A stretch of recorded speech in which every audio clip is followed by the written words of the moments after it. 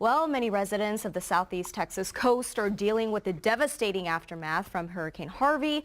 The storm not only took the lives of nearly 40 people, but homes of cars of thousands of families. Joining us now is Laura Adams, a nationally recognized personal finance expert and the senior insurance analyst for insurancequotes.com.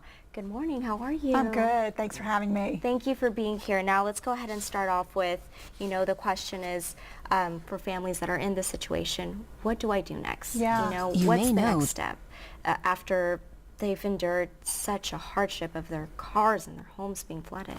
Yeah, they need to take action right away. So don't delay. Go ahead, make the call to your insurance company, get registered with them. Even if you don't know the damage, even if you haven't seen it, but if you know your home was flooded, go ahead, make that call, let them know that you are one of the customers that they're going to need to serve as quickly as possible. Right, and so there's a big change coming up this Friday. What do policyholders need to do about what do they need to know about filing a damage claim before the new law comes into place this coming Friday?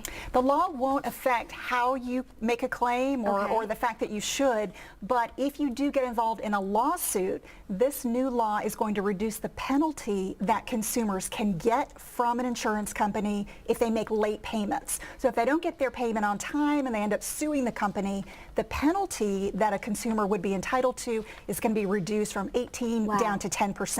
So it doesn't mean that you shouldn't act, later than Friday, but if you can act by Friday, that's all the more reason to go ahead and get started. Exactly, and the harsh reality is, and we just reported it earlier, 18% of policyholders have flood insurance. So, can you paint the picture of someone who is in the situation but doesn't have the adequate insurance to cover their damages? Yeah, unfortunately, so many people are not going to have flood damage covered.